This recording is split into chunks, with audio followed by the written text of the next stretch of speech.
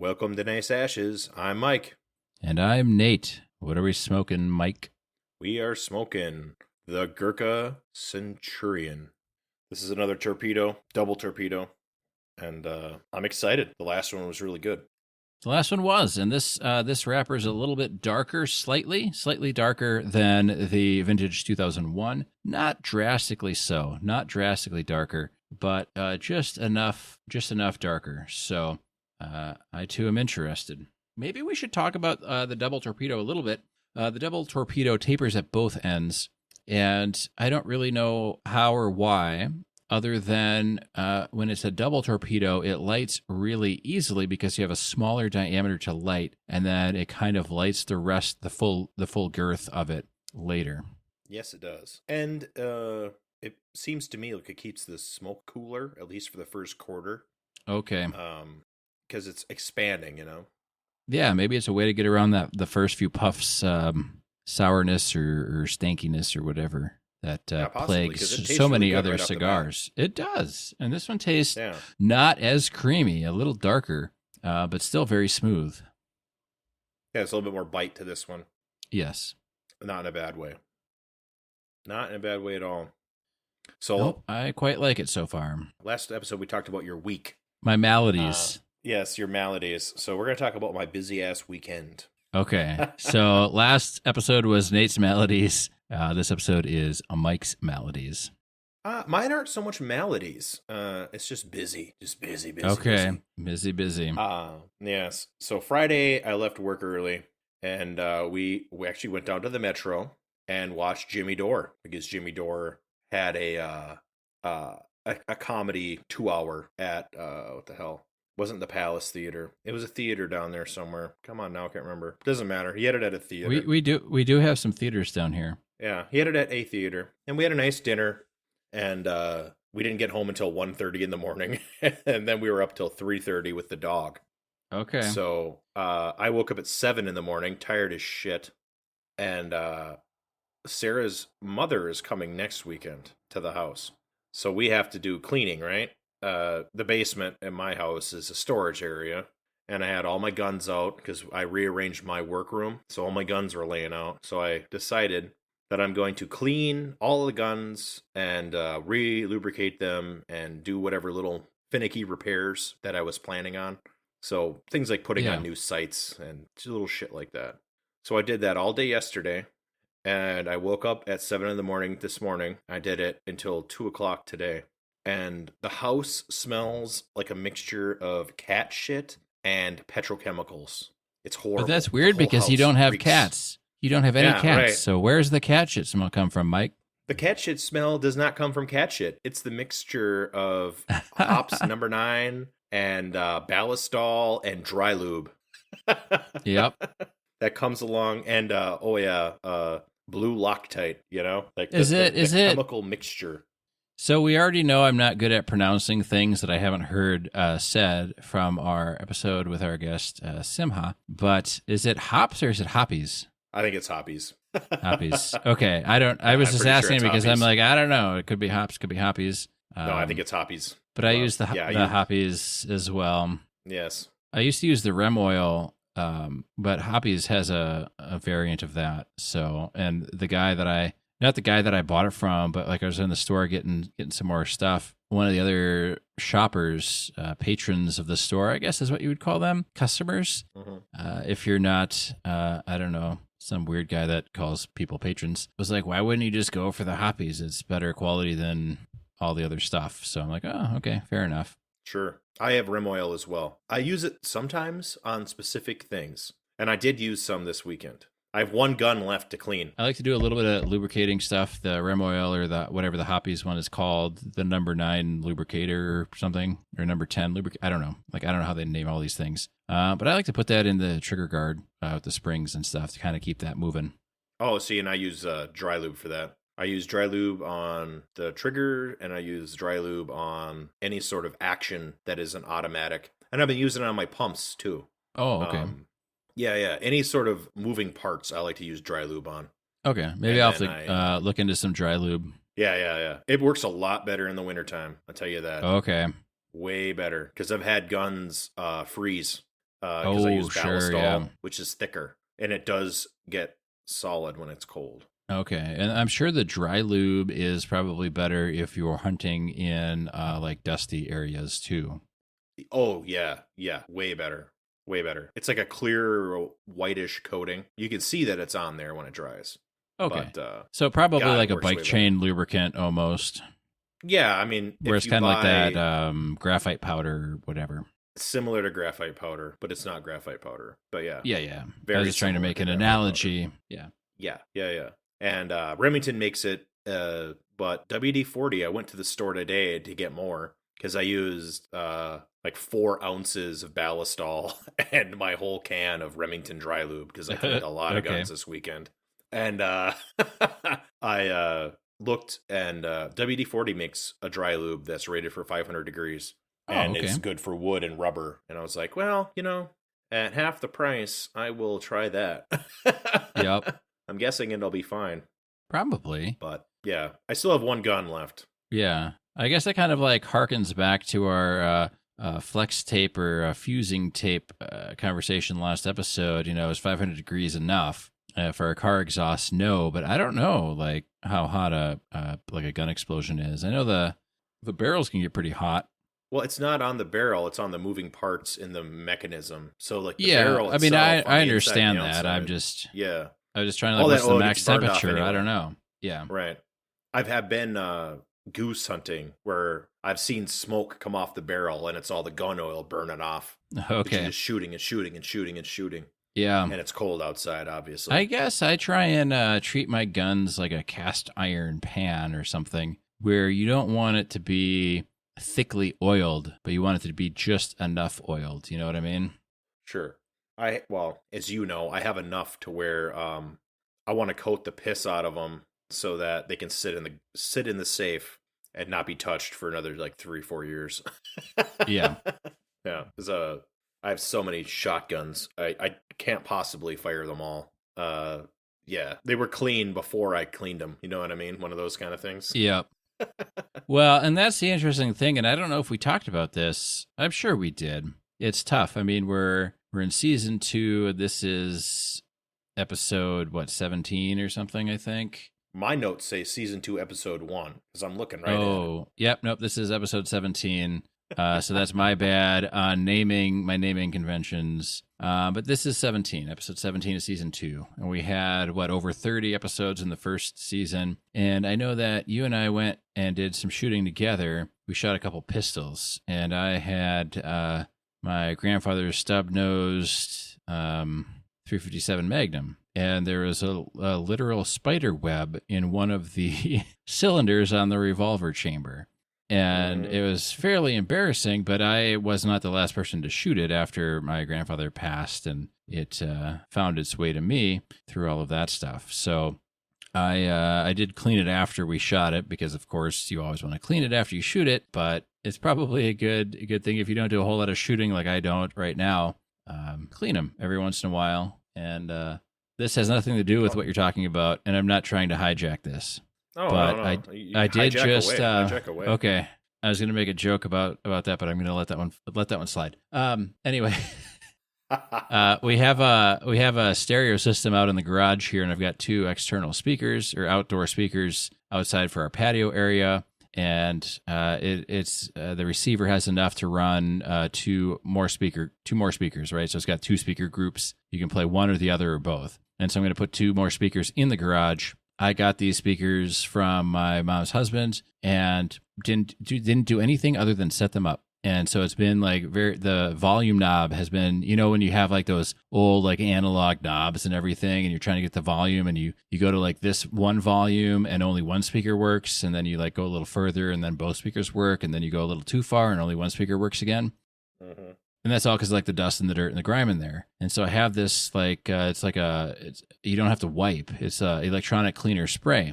And so I just recently took both the receiver and the tuner down and opened them up and just sprayed the ever loving shit out of them with this cleaner. Let them dry for a day, put them back up, and they're working great. So I mean, cleaning anything is good. I mean, it's maintaining what you have, right? Right. Absolutely. I was also a very naughty boy, and I didn't clean any of my guns after last hunting season. So some of them were For shame. pretty dirty. Yeah, yeah. That's why I still have one shotgun left. That one's Okay. really dirty. Yeah, I always got to So, remember to go down and check my. I bought one of those dehumidifier things that you plug in to recharge, and it's been working fantastic. But I need to remind myself to go and check it every once in a while. It's not so big or so important over the winter time when everything's just dry. But now that we're getting into spring and summer, it'll be more important to check. yeah, I have the little bake in the oven things, and Yeah, those are a they're a pain in the butt. ass. They are a pain. $13 so you can get one that plugs in. So much I nicer. thought about doing it. I also coat my guns in ballistol. I did. I had to remount a scope, and I had all kinds of gun related shit. And like I say, I still have one left. That's Yeah. probably the dirtiest one. Save the dirtiest one for last. My nephew used one of mine for the season, and I know that he had to have dropped it because he's clumsy. You know what I mean? Okay.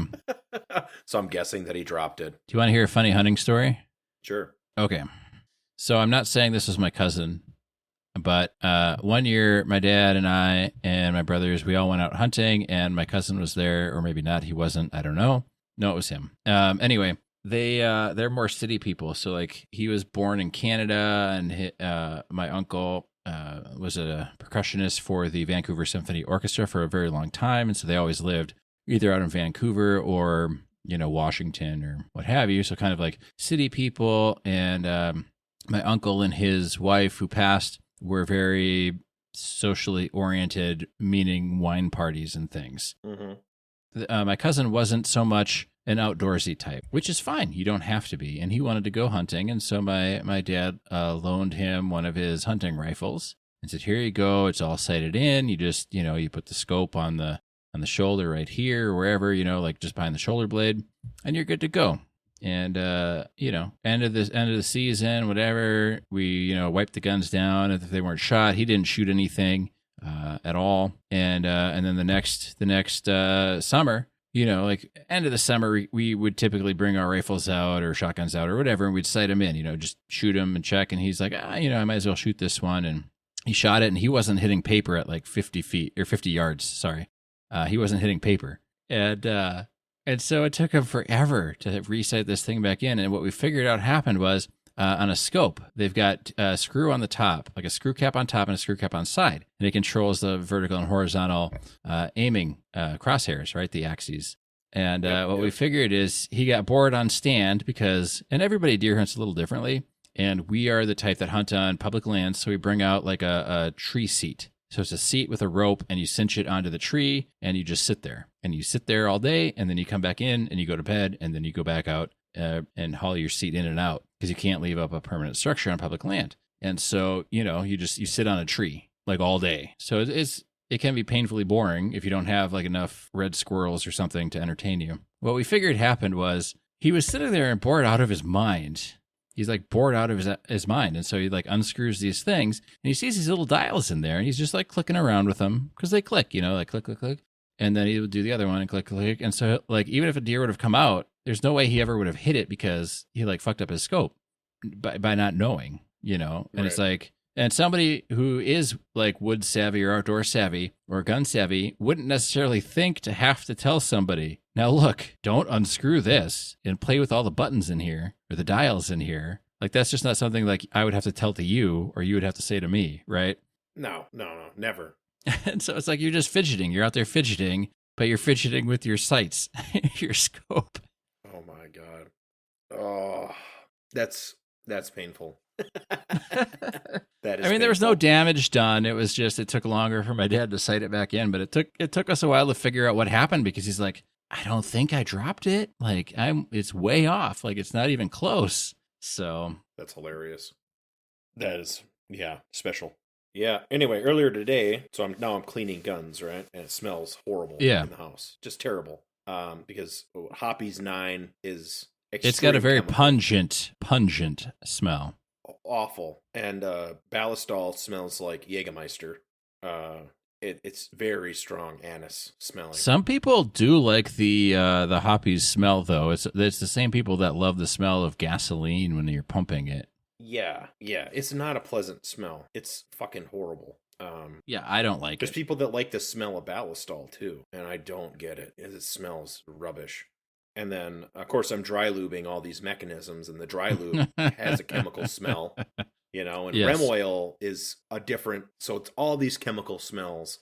The guy who REM farms oil my doesn't field- have a too bad of a smell, though. I don't think. No, it's not terrible, but it's you blend it in Mixed with these other mixed with three two or very three other distinct things. smells. Yeah. And so the guy who farms my field stopped by to see, what the deal was and blah blah blah. We made ourselves a little arrangement. What for the year. smell was. Yeah, and he like opened the door and he's like, "Oh my god, am I interrupting something?" And Yeah, the Sarah wife's invited him tied up in, and- downstairs. Yeah. Oh, it smelled. I'm sure walking in, it had to have smelled like death. Just awful. And I had a part of a gas mechanism on a shotgun that I was cleaning in my hand, talking to him. Because of course I took apart the gas mechanism and cleaned all the rods and all that shit. Yeah. But yeah, had to have been awful. So yeah, we went to Nokomis Shoe Shop on Friday, and that's always fun. Oh, okay. I like going to Nokomis. It's always a joy. I didn't get anything, but Sarah got some stuff, and then I used a gift card to buy Sarah's mother a present. So Okay. there we go. I can't believe you were down in my neck of the woods and you didn't think to yourself, why shoot? He'd probably like a drink or something. Oh, Sarah and I talked about it, and we thought that you guys were going to be here last weekend, sir. Oh, we would have been, but the reason is my Sarah's taking a stained glass class up until our son is born, basically. So every Yes. Saturday we're going to be down here. Yes. No, we talked about it, and it was like, such short notice now, and we kind of both forgot that we were going to go to this show. Oh, okay. Yeah. And the show was from 7 until like 10:30 at night. We went to a pretty fancy restaurant too, so that cost me $150. Ooh, swanky. I know. Jesus. So it was an expensive weekend, but it was a lot of fun. And Jimmy Dore was good. Sarah hated it, but that's to be expected. Yep. It's all good. I mean, it's nice to go out and, even though it's like, oh, how expensive was this night? It's still good to go out and have a date night or something every once in a while. Oh, right. I mean, between, the store and the dinner and the tickets and the gas, that was easily a $400 day. Yep. But what are you going to do every once in a while, Yeah, you got to have fun. I mean, you can work and work and work and then die. Or you can Right. work and work and work and have some fun and then die. So, Right, exactly. I had a Yay, beer called corporate the America. Uda Pills. ooh, and, Uda Pills is great. Yeah, I thought it was really good too. So this is funny. We had 3 days of 80-degree weather down here, and one of those days, Dev and his son and I took a bike ride, and we rode to Uda Pills because it's only like 5.5 miles from our house. Oh, okay. I'm not going to tell you what direction. You'll never find us by a bike trail. It's not that far, but it was our first bike ride of the season. So going on like a 12-mile bike ride almost killed us. But we bike rode down there and had a beer or two, and then came back up. So it was fun times. But they've got a lot of good beers. Yeah, I was really impressed. And fuck you, by the way. There's still snow on the ground here. It's awful. Yeah, I heard you guys got quite a bit. We did. And, Wherever you may be. Yeah, still a shit ton of snow. Yeah, wherever I am in northern Minnesota. Yes, we have no snow here, but it's been like 30s and low 40s after the 3 days of 80. And it's like, well, I would have much rather 50s and 60s after the 3 days of 80, but at least I guess there's no snow, so Oh yeah. Yeah, can't this morning complain too much. I went out to the garage maybe 10 o'clock. Frozen solid. Everything was freezing cold. I couldn't believe it. I Yep. think the high today was 38 degrees. Something Okay, like that. yeah. At least according to the car, whatever that's Yep. worth. And the car never lies. No, never. So here's the kicker. Yes, My weekend I was busy waiting. with I've been waiting for it. this horrible chemical smell and cleaning guns and taking care of the things I probably should have taken care of months ago. Putting parts on guns that I bought over a year Yeah. ago. Straight piping stuff like guns. that. Yeah, straight piping guns. I put a couple new sights on, some guns and blah blah blah, and checked out why I have a model 1894 that's misfiring. So I took a look at that, and blah blah blah, all these things. But Yeah. Sarah decides she's gonna put together a fireplace entertainment center that we found in the back of the barn. I don't even know what that means. We found these boxes at the back of our barn. And no, I know my what the back of the parents barn picked these is. up. What's Yeah, what's a fireplace entertainment center? it's like an entertainment center, like the little wooden thing that you put your TV on, and it's got an electric fireplace in it. And my parents bought this monstrosity and never opened it up and never put it together. And they shoved it into the back of the barn, and I found it. So I brought it up to the house, which was a trudge, that was horrible. Yeah. So she brings it downstairs, and she's just ripping open the boxes.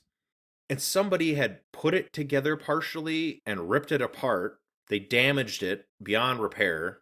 Okay. And she tried to put it together. So we got missing parts, and there's holes in it and all this shit. So I had to run to town yesterday and today to get parts for this entertainment center that is Sarah's project.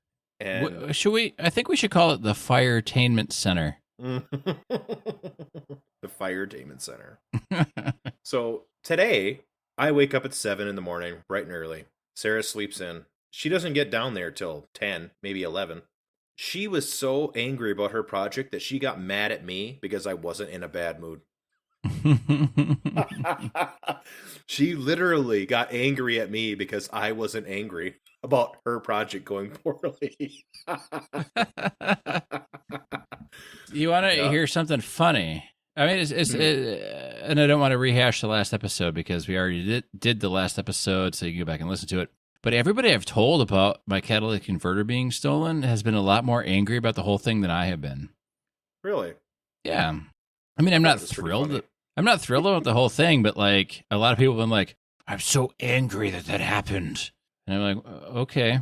I guess it's kind of like, I can't change what happened, and my catalytic converter was bad anyway, and it kind of runs better now than it did beforehand. And yeah, it sucked to have to like fix it and be without a car for a couple of days while I was waiting to fix it and get it fixed, and but like I couldn't, like it happened. It's done. I can't. I suppose I could choose to be angry about it, but yeah, I don't know.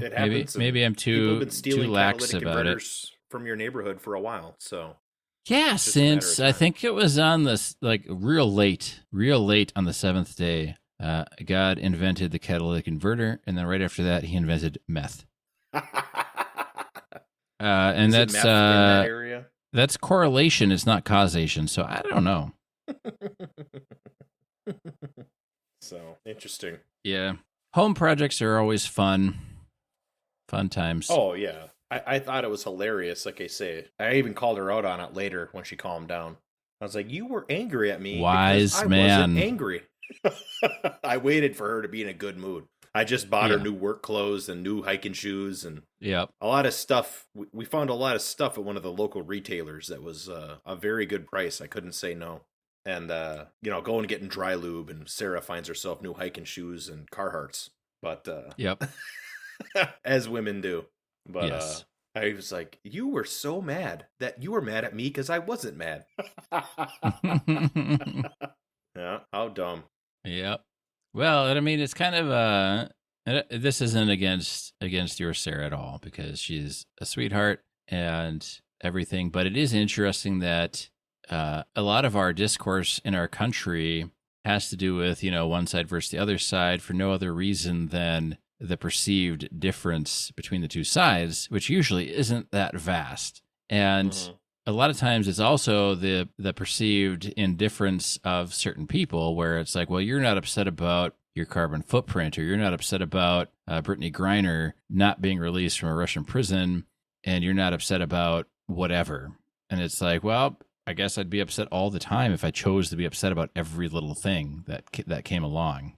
And, I think we do a fairly decent job, not to break our arms patting ourselves on the back here, but I think we do a fairly decent job of kind of like on the show anyway, like not being upset about everything, because I don't want to be a bitch cast or, like a bitching podcast or a complaining podcast or a upset podcast, and I don't think we have been. Uh-uh. If you think we have been and you want to complain about it, that's your thing. We won't read it, we won't see it. So, best of luck, I guess. Yeah, it's all hunky dory. It's all hunky dory. So, like Mike has said time and time again, all we want to do is smoke and drink and chat. So, right, that's the whole point. So, if we don't get any listeners, that's perfectly fine with me. Yep, I still want the super yacht you promised me, Mike, that we can cruise around on and podcast from and smoke cigars from, and I want and the all Eco that stuff. Green super yacht. That's what I really want. So you want the yacht with the 200 oarsmen? Yes. Working for a fair wage, of course, and benefits and a 401k and. Oh yeah. Well, healthcare. They got great healthcare. Good dental. Yeah. You want a states' rights yacht? Mm-hmm. Oh my god. Oh, that's a great euphemism. I love that. Oh man, that's perfect. Brought to you by Amazon. Yes, by Jeff Bezos personally. Yes. Oh geez. Not a sponsor. Not a sponsor. Did you finish The Mandalorian? Yes. Okay, we should talk about it real quick. Let's do it. We don't have to do a whole episode about it. No, I don't. I mean, we've done so many Star Wars episodes this season that anyone who's a listener that's a Star Wars fan is going to be like, what? You're not going to do a full episode on The Mandalorian? And anybody who's not a Star Wars fan is going to be like, thank God they're not doing a full episode on The Mandalorian. So yeah, exactly. We're kind of cutting down the middle here. Yes. We finished it. I thought it was a good final episode. I'm not sure whether or not the season was as strong as the second season. See, that's what I thought. The first two seasons were very strong, but the first two seasons were united by an overwhelming driving force, a driving plot point where Din wanted to get Grogu to his own people, whether that be, the Yoda, whatever species it is, people, or the Jedi people, or what have you, somebody where he belonged. And that was kind of the driving factor. And yes, he took on different jobs throughout until he kind of got to the point where he was like, nope, my sole mission now is to get Grogu to his people. But for a while it was, I've got this little like frog creature thing, and I will be bringing him along in my bounty missions. And then like season 3, it's kind of felt more like he's been kind of drifting in the wind. And I don't know if it's the writing or if it's just that he's not as purposefully focused as he was in the first two seasons. It just felt a little uneven. I thought it was uneven, and I thought they wasted a lot of time with these side projects, like the doctor and the lady off of Moff Gideon's ship never paid off, really. It didn't pay off. Didn't pay off in this season. I think it'll pay off later because Dave Filoni has one of the 3 Star Wars movies announced, and I've heard it's going to be a epic finale, even though Mandalorian is going to continue as long as people like it, kind of like the John Wick franchise, right? Jon Favreau said he'll keep doing it as long as he enjoys it and people enjoy it, but it's going to tie up the Skeleton Crew, the Bad Batch, Mandalorian, Book of Boba Fett, Ahsoka. It's going to tie all these things up into an epic conclusion for most of the storylines, and of course, like Mandalorian will continue on after the fact. But so we're going to be seeing all of these people together in live action in movie form. So I know they're building towards that, and that's probably why this one kind of felt a little uneven. And I do kind of want to talk or blame, even though I enjoyed it mostly, I want to kind of blame Book of Boba Fett because. Like you and I said, and even with our guest Simha, we were talking about how Book of Boba Fett was kind of like Mandalorian 2.5, season 2.5, because there were like 2 full episodes devoted to Din and Grogu. Yeah, and that could easily been in the Mandalorian season 3. That should have been episode 1 and 2 of season 3, and you could have a 10 episode or still make it an 8 episode and cut a lot of the stuff. But I think they're trying to do the long setup of this woman who brain fucked the doctor in The Mandalorian, and I thought it was going to pay off in the last 2 episodes of this season, but it really didn't because it was just Moff Gideon, and she wasn't really anywhere to be found. But they did set up this big council thing, and so that was fine and kind of vaguely interesting. But then, and I love Jack Black, and I don't understand why they gave Lizzo so many lines. I mean, I understand why, right? Like, I get it. Like, I'm not an idiot. I know why they gave Lizzo so many lines, but they should have given, I don't know, an actual actor, Jack Black, or, heaven forbid, Christopher Lloyd, more lines. You know what I mean? You have two actors. Let's put it this way. I thought that after the first scene, she had too many lines. And by the end of the episode, Sarah went from defending it to being like, why was she even in this? Why wasn't it somebody else? But we all know else. why. She talked we way all know too why. much. No, I don't know why, because I didn't even know who the fuck she was before I watched the episode. No idea. Never heard of her. Ever. It doesn't. No, listen. You don't have to have heard of her. Look at what Kathleen Kennedy's been doing with the sequel trilogy. The Force is female. Now look at Lizzo. Done. Done and done. It doesn't matter if she is or isn't a musician. The fact is, she's not an actress. She's not an actor. So they could have got the precious actress. They could have got Missy Elliott. They could have got Queen Latifah. I can name how many fat black women in Hollywood are there that are decent actresses. Oprah. Oh, right? exactly. There's people that could have done this. That's what I'm saying. Like, she's not an actress. She was so wooden and stiff in her delivery that it jarred me out of the whole thing. And here you have like Jack Black. And so what is everybody expecting? Fucking Jack Black, like quirky Jack Black. You got Christopher Lloyd, and he does some quirky roles. And then you've got the most wooden person ever reading all the lines, like directly off of like the teleprompter. It was like watching the community theater version of A Christmas Carol, and the kid is the director's, or Tiny Tim is the director's kid, and that's why they're Tiny Tim. Yeah. And then Tiny Tim is like awkward, I feel like they could have gotten George Bush, and he would have given a more believable performance from the teleprompter. What's her name? Kamala Harris. Why not? Why not?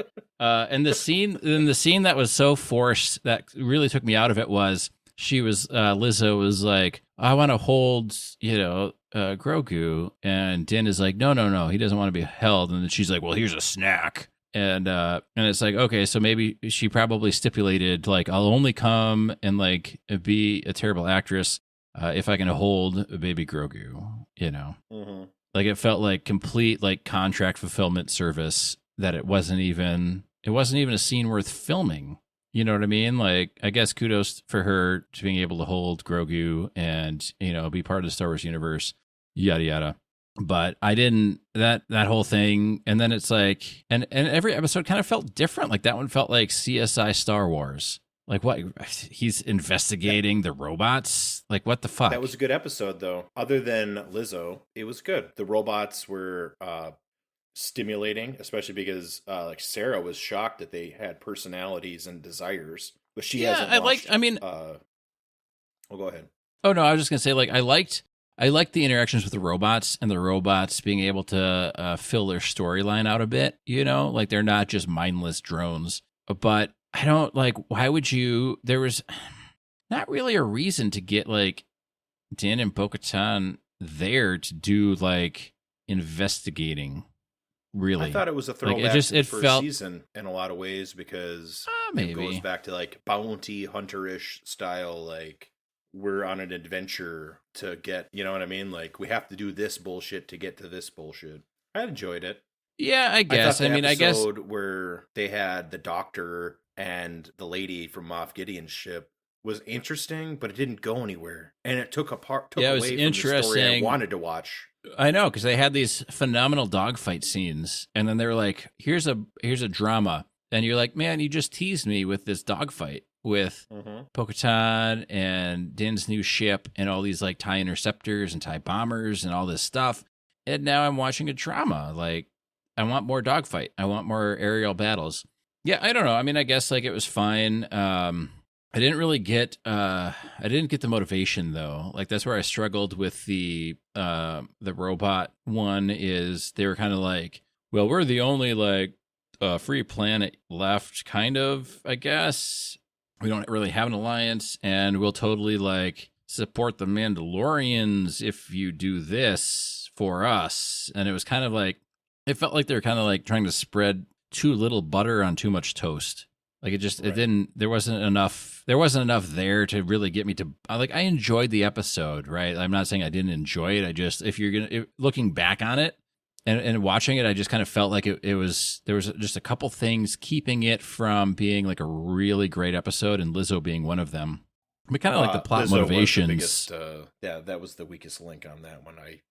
I couldn't get over And then, it. and then secondly, like, oh, we're going to vouch for you Mandalorians. I don't know. They didn't, but if they would have done more work setting up the Mandalorians needing Jack Black's and Lizzo's like vouch, then it would have paid off better, but they wasted a whole episode on the doctor thing. So if they would have set up more like, hey, if we can get like 13 votes on the council, then we can have our planet back or something. Like if they would have set up some kind of like reason why they needed anybody ever to vouch for them.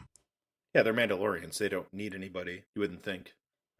Yeah. Especially to take back Mandalore. You know what I mean? Which they ended up doing anyway. I thought for sure Grogu was going to commit some war crimes when he was in that room with the Imperial Guards or the Royal Guards or whatever they were.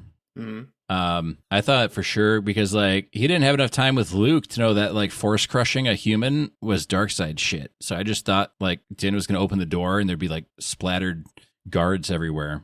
And then everybody would be like, well, I don't know. Did he? Yeah. Did Grogu just commit a war crime? I don't know. I'm not a Jedi, so I can't. These guys ripped in half or something with his robot body. Yeah. You know what I mean? Like rip his arm off. Yeah. But like, and Luke could have given Grogu Yoda's lightsaber for fuck's sake. Like, who cares? Like, it's too small for Luke to use. What? Nobody's going to use that. Give it to Grogu. Come on. Next season, there's always a next season. There is, yeah. I agree with you. I felt like it was very, very uneven. Whereas I enjoyed most of the episodes, right? But it lacked the cohesiveness of season 1 and 2, for sure. Oh, for sure. I also thought, and this is, it's not a criticism, but understanding what's going on is really dependent on watching previous shows again. They're creating a Marvel type universe, because I had to pause a couple of the episodes. Sarah asked questions about why this and that. She didn't understand a lot of the connective tissue because she hasn't seen the Clone Wars yet. And we're on season 2 of the Clone Wars now, so we're going to watch through it. Yeah. But a lot of the connective tissue is based on that show. And I love seeing Zeb. Oh, yeah. It was great. That was great. And then Bad Batch, they do 2 episodes on Hera, which is phenomenal. Yep. So I'm excited. The latest season of Bad Batch. Because I think they're going to tie it all. I think in his movie, man, I think it's going to be the conclusion to Rebels we always wanted and tied into everything else. And that'd be really cool. That's my guess. I'm guessing in the movie Ezra's going to be back. That'd be great. But are they going to allow Rey to be not the center? No, because Rey has her own movie. And I think Dave Filoni and Jon Favreau have been trying as hard as they can to stay outside of Kathleen Kennedy's sphere of influence in their shows. Got it. Yeah. Because they're working in the cracks is what they're doing. Sure. Right? Because Mandalorian had Luke Skywalker, right? And Book of Boba Fett had Luke Skywalker. And that's a OG, IP character. But he was in there so little that his role in the shows didn't confirm or deny the sequel trilogy. And that's the big kicker, right? Yeah, they can't interfere. Because if you can have Luke be benign in yours, your fans can then pretend the sequels didn't happen, and Kathleen Kennedy can pretend that you're still being faithful to the sequels. Right. That's an interesting theory. I like it though. And then of course, like Ahsoka was created by Dave Filoni, so he can do whatever he wants with Ahsoka. Right, and that makes sense too, because she is not a mainline movie character. So no, and she's in the cracks, and she only exists in the Clone Wars. Right. She doesn't exist in any of the mainstream movies. So that's a crack character, like a gap character, whatever you call it. Not mainline, but woven in the fabric, but at a lower level. Yeah, she's not to be noticed by the majority of Star Wars fans, who are only watching the movies. I am so excited because I heard the Ahsoka series is Ahsoka hunting down Thrawn, and that is going to be badass. Should be. And they set it up in the finale of season 3 Mandalorian because Moff Gideon was going, "Where's Thrawn? You've promised us Thrawn. Where is Thrawn?" Well, we're going to find out in Ahsoka. And that could also be a negative because now to understand Mandalorian season 4, you're going to have to fucking watch Ahsoka. You know what I mean? So maybe Ahsoka's going to be 3.5 Mandalorian. I don't know. Who knows? It very well could be, which would be not very good. I know Sarah was really sour about Boba Fett, but she was also pretty excited to see Boba Fett in Clone Wars. So. Oh, yeah. I think if you see everything, it's going to be fine. But I agree with you that I don't, and we've talked about this, I don't like the current Marvel stuff where you have to see the 15 other movies to understand what's going on. No, it's trash. And the constant reminders in the movie that you're watching about the other 15 movies, even if you have seen them. Like, I don't want to think about the other movies. I want to watch this one movie. Right. Yeah, I went over to my buddy's place today, and Sarah was looking at some furniture, potentially, to refurbish. And his son pulled out a toy. And I was like, "Oh, that's Thanos' hand." He's like, "No, it's not. It's Iron Man's hand." And I'm like, "It's got all these stones on it. I thought those stupid stones were part of Thanos' thing." He's like, "No, blah, blah, blah." It's like, well, I didn't know any of this extra Iron Man, Thanos, magic stone stuff. I haven't watched enough of the movies, I guess. Yeah, I thought Iron Man, that's how he died in Endgame or whatever. I guess End so. War, because he took the Infinity. He took the Infinity Gauntlet from Thanos, and so Infinity War and Endgame are fine to watch. You don't have, and the good thing is you don't necessarily have to watch all the other movies up to that point. But every movie since those two movies, you have to watch everything else because then they reference those two movies, and then they reference all the movies that happen after those two movies, and it's all like, well, now I just have to watch everything, I guess, but I won't because I don't want to. And superhero movies have never been my favorite anyway. Maybe that's why I don't like Marvel, because I haven't watched those two movies. I'm sure that's it. That's the only reason that you don't like Marvel, I guess. No, I'm just kidding. No, I think, well, we talked about it. It gets so laborious, I think, as a writer. Because now any Marvel movie has to somehow reference those or tie into all these other things because everything's so interconnected that if you don't, it doesn't make sense if you have seen everything. But then if you haven't seen everything, it also doesn't make sense because it's kind of a lose-lose. Like you're putting your writers in a lose-lose situation by having this giant interconnected multiverse thing. Yes. Well, it's like, and the same could be true for the Star Wars. It's slowly is becoming true. Slowly. I like that they bring characters in that are, backdrop characters, but if you make it too much of the story, then people will get lost, like they don't quite get it. Yeah, and I think how they did Zeb in Mandalorian. He had like 1 or 2 lines of dialogue just in the background, and if you had never seen Rebels, you would just think, hey, okay, cool background character, whatever, move along. But I was like, holy shit, is that Zeb? And Sarah's like, oh, I think that's Zeb. And then, of course, we had to look it up. And he was billed as Zeb. And it's the same voice actor who did Zeb. And we're like, holy shit. But it was like, what? I don't know, 5-10 seconds. And that was it. Right. Like, that's the right way to do it, to do fan service, because you don't have to know Zeb's whole backstory to get that episode of Mandalorian. Right. You know what I mean? Like, that's the right way to do it. Well, when they brought back Cad Bane, that was perfect. Oh, that was badass. Yeah, you didn't need to know who that was to understand what was going on in the episode. And they explained he's a badass bounty hunter, and then that's all you need to know. Right. You don't need to know that much more, but it is cool. No. Yeah. But when they were doing like a lot of stuff with Bo-Katan and shit like that in Mandalorian, having watched the Clone Wars, it made a lot more sense to me. Why all this Mandalorian, like getting into Mandalorian politics in the show. Yeah.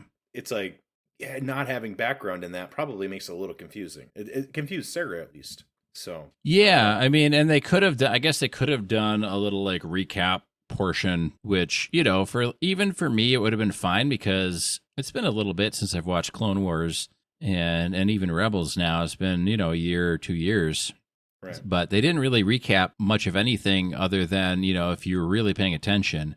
Like, well, you had the dark saber and then you lost the dark saber, so you're no longer the leader of Mandalore. But now you have the dark saber on like a technicality, so now I guess you are the leader of Mandalore. But then Moff Gideon crunched the dark saber, so is she or is she not still now the leader of Mandalorian or not? Or I don't, like who knows? I don't know. And I don't know how I feel about that. Like, how many other lightsabers have been crushed or snapped in half? Is that even a thing? I don't recall, but I don't recall. Maybe it has happened.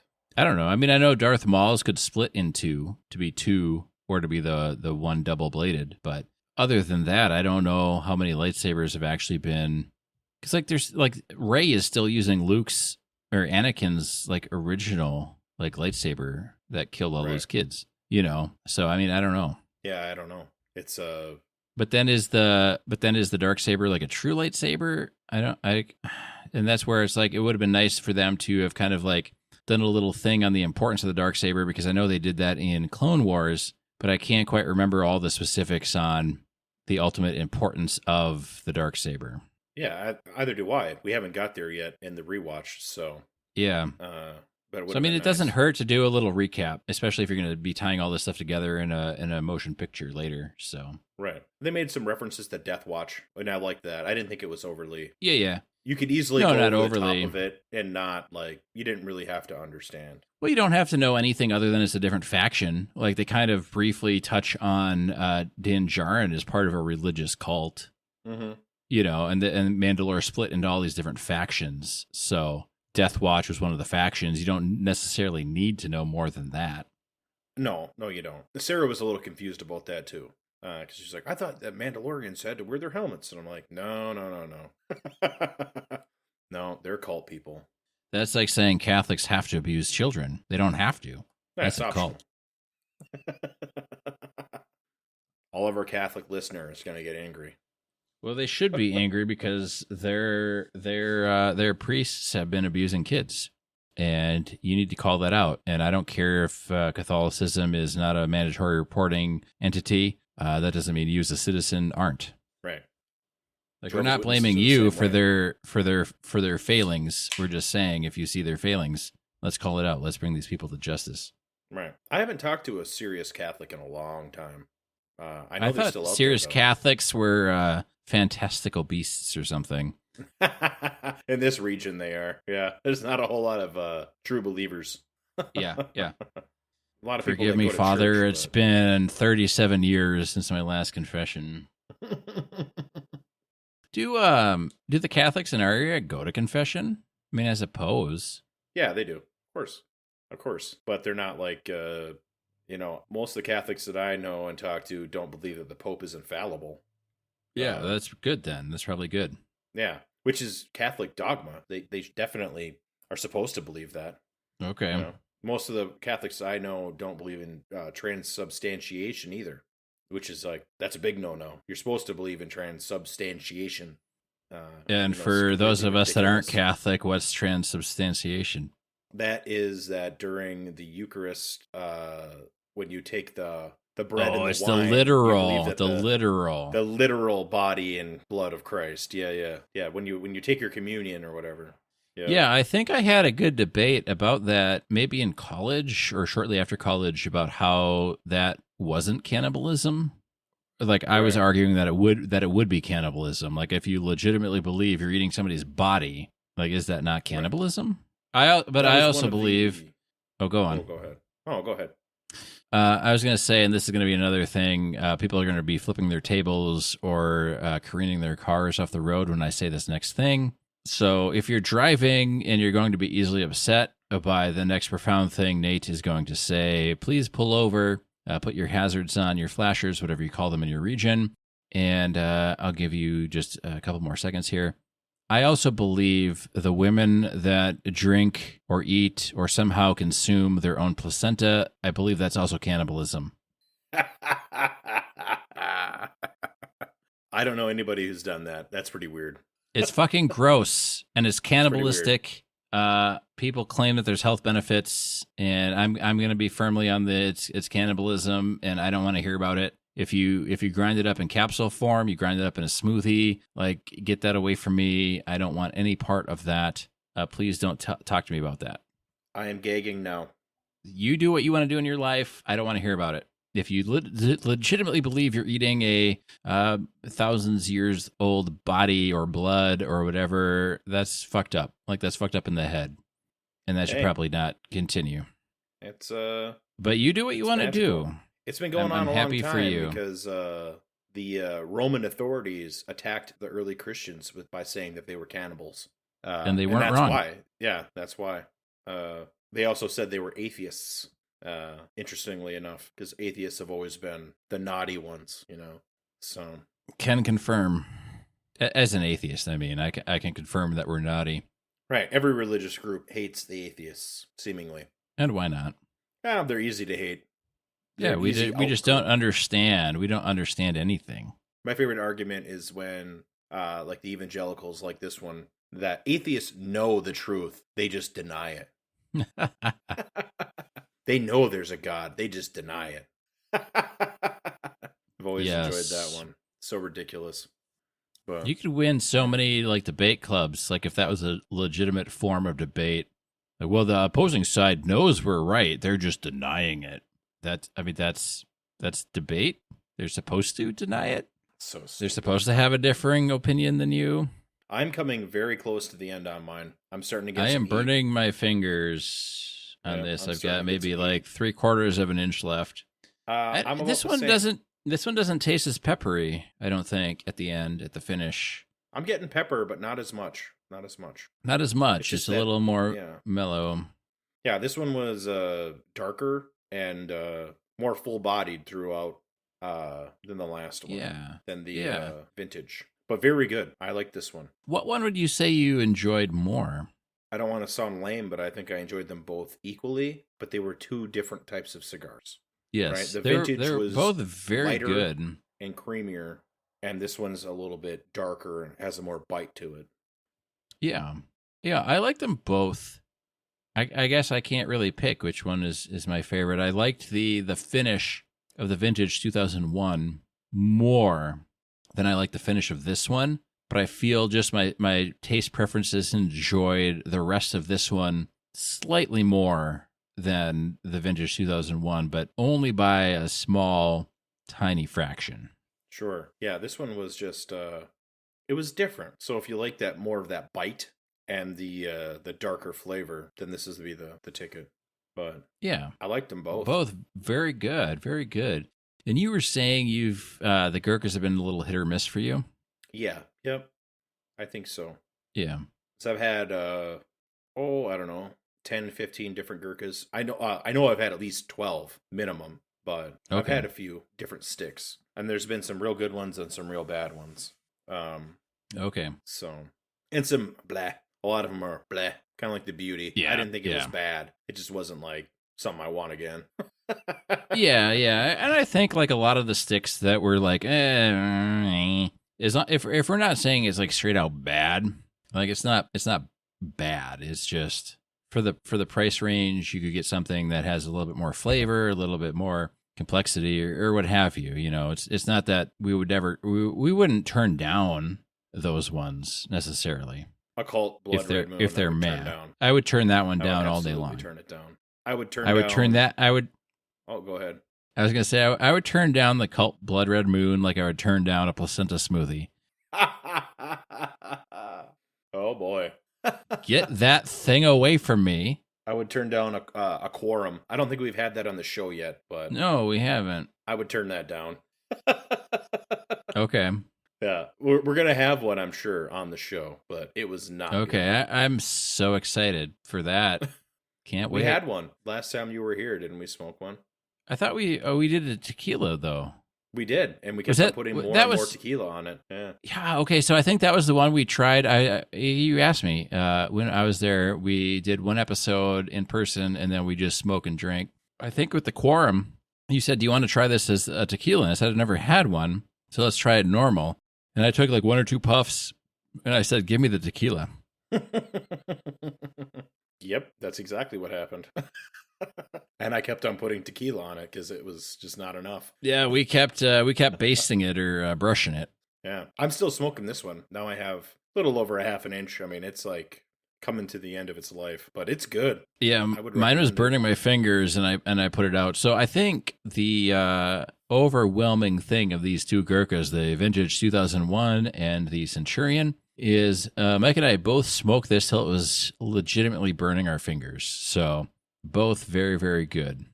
Yes, do recommend. And if you haven't watched it, watch the Mandalorian. It was Yeah.